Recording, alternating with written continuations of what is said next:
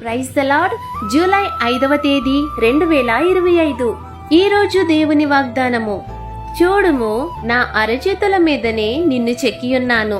యెషయా గ్రంథము 49వ అధ్యాయము 16వ వచనం. దేవునికి మీరంటే చాలా ఇష్టం.